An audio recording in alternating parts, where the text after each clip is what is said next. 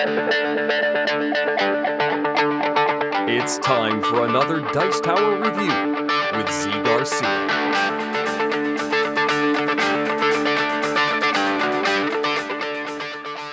Hey everybody, today I'm going to be taking a look at a small card game called Zoo Police. The idea in this one is that you are trying to solve some crimes by pointing out some suspects from the other players and then controlling some cards, grabbing them, scoring them. So it's a set collection game basically with a little bit of deduction, and I'm using that term very loosely. It's more guessing. You are guessing where you think your opponents played some cards. And as those cards are revealed, well, your guessing is going to get better because there are fewer options. Let me give you a look at how this works, then we'll come on back and I'll tell you if I think it's a nice little filler.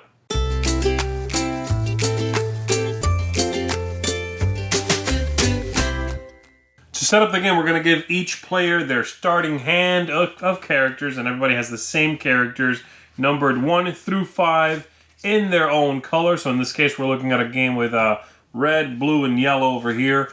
Green is one of the player choices as well, but we're just going to be showing you 3 players. And then you give someone the start player token here, and you're ready to begin. They are going to flip over 4 cards from the different crimes deck here and set them as 4 individual lines, and then 1 more, which they get to assign to any one of these. So let's say I'm going to put it down here next to this one, so that one has 2 cards. And then everybody, and this part can be done simultaneously, is going to take a look at their cards, figure out what they want here, and assign a card face down to each of these. And you're just going to put them in a column like that. And everyone would do this. So I'm just going to randomly do it for the other people, just for right now, like so. And then you move on to the next stage in the game, which is figuring out where you think the cards have been assigned by the other players. And so on your turn, you are going to point at a card and say the number that you think it is. So I could go right here and say, I think this is your 4. We flip that over. It's the 5. So I was wrong, and it stays there. Now, if I had been right, the card is removed, and I get an investigation point from over here. And that's it. And then the next player would go, they could point over here and say, I think this is your 2. No, that stays. Then the red would go, and obviously the more guesses you make, the more information you have about what is left. So now when we come back to blue and someone wants to guess on them, they know they can eliminate the 5. And of course, there's always one card we don't know. Is this the 1? Should it always be the 1 because the higher numbers are better? Well, therein lies some of the trickery in the game. Once this is all done, so let's say that someone guesses here, they say 2, it is the 2, let's say that was the blue player. This is removed, comes back to me, and they get their point. This continues until some of these are gone, guessed by the players. Let's just say that it looks like that. And they all will be face up at that moment. And then we assign these crime cards to the players that win them, and that is quite simply the highest value at each of these. And so yellow would get this card. I'm going to put it in front of myself. Yellow gets this one as well. Blue right here, and blue down here as well. If there was ever a tie, by the way, those 2 cards cancel out. So 2 blues, say 2 5s here, would just cancel out. If there's no third card, no one gets it. But if it's like this, and the yellow 5 is there, these 2 cancel out, and this player gets it. And so you need to be careful in the order in which you guess things, and hopefully to eliminate whatever you want gone. Then we set up and do it again. This is going to go over 5 rounds. At the end of those 5 rounds, we score. You get a point for each of these you've already earned. And then you take a look at these crime cards. You're only going to be able to score 3 kinds of these. And so this is one kind. Those 2 are the same kind of card, okay? So that's fine. These 2 are the same kind, and that one is its own third kind. And so let's say that that's what I ended up with. And let's say that I am the blue player, just for the sake of this example. All right? So blue player here, and this is what I ended up with, and I ended up with a few of these as well. I'm going to score 1 point for each of the magnifying glasses there, just like on these cards. And I'm also going to get a point for every card that has a matching symbol in my color. And so, for example, this card is always worth 2 points, no matter who has it. But this card to the green player is worth 3 points. 2 here, plus the 1 in green. And so my final score, if I was the blue player again, would be 1, 2, 3, 4, 5, 6, 7, 8, 9, 10, 11, 12, 13 points. And that's it. That's how you play the game. Highest score at the end of 5 rounds is the winner. There's a very small variant which comes in with these suspect cards, in which during the 5th and final round in the game, you're going to shuffle these up. Everybody gets 1. You're going to look at it secretly, and if you can reveal someone out there that matches that number, so if you guess on a 2, you get that 2 correctly in this case, then you put this in your score pile as well, and you grab another one if there are still some to be drawn, and you continue trying to guess some of these. As I said, a very small variant. Each one of these you've put in your score pile is 1 single additional point. And that's pretty much it.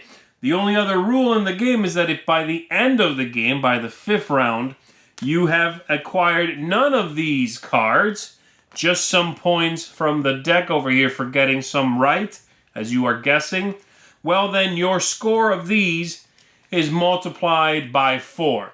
And it's sort of just a way to check that if you have come in second a lot and never got any of these cards, your score gets a boost. It's rare, but I could see it happen. So that's basically it. That should give you an idea of how the game works. So there you have it. A very simple, straightforward little card game with a decent amount to like, actually, for such a small package. But there's a couple of things I have a problem with also a little bit. So let me talk about those. The game is only for 3 or 4 players, so scalability is not really going to be there. That's a very small frame of players. The replayability is also probably going to be a problem in the long run because the game does play largely the same way from game to game. And at 20 minutes or so, the game is certainly a filler, but it's possibly still long by, say, 1 round.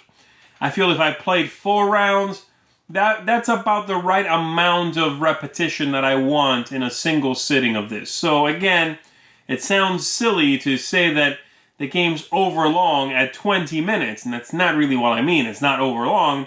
It's just perhaps slightly too repetitive. Each round feels the same, for the most part. Having said that, I'm going to switch to the positives now and make a direct point on that last negative I just said. I do feel that the subtlety here is considerable, and it's perhaps not readily apparent how subtle this game is. And from round to round, as you are guessing where things are, as you are deciding where your cards should go to try to acquire those sets, if you are playing with people that are thinking along the same lines you're thinking, there is a nice subtlety to what you guess when, to what cards you play where, and I like that. I like that double think in this game is very simple, but subtle and kind of interesting. And I enjoy that discovery of, okay, you don't necessarily want to guess where you think they put their high cards, what they really want to control, first. You might want to guess low or even high, or it doesn't matter, on places you are thinking they are not prioritizing, right? And so if I'm competing with you somewhere, or I assume I am, I'm going to guess your other cards first, so that I leave that card with fewer choices, so I can guess it and get you out of there. And so again, those are little things that get discovered as you play. Sometimes you don't want to do that. And that's interesting. I enjoy that. That little twist at the end in the 5th round, if you want to play with that variant, it's very minor, but that's okay. And in fact, I kind of wish that there was a little something in each of the rounds. Just maybe a card that's like an event for the round, something. It's missing just a little more theme, maybe, just a little extra something to make it a filler that has the replayability as well. This one's cute, it's interesting, materials are very well done, by the way. Artwork and card quality is superb. But it's a filler that I think will lose the steam after you've played 10 or 15 times. So that's it for me. I do enjoy it. I would recommend it if you like the theme, if it seems interesting. There won't be any surprises here. If you watch the overview, you're getting what you saw there. And I do like it, but it's also not really a revolutionary game. It's better than average for me, but not one that, is blowing my socks off either. I'm going to play it some more, but I think eventually this is one I can see cycling out of my collection. For now, though, I'm going to enjoy it, and I would say if it looks cool to you, grab a copy and enjoy it as well. That has been Zoo Police. Thanks so much for watching the Dice Tower videos. Find more great videos and reviews, as well as our top-rated audio podcast at Dicetower.com. You can also find other great shows at Dicetowernetwork.com. I'm Eric Summerer, and you've been watching The Dice Tower. The Dice Tower is sponsored by Cool Stuff Inc., where you can find great games for great prices. Cool stuff in stock. Check them out at CoolStuffInc.com.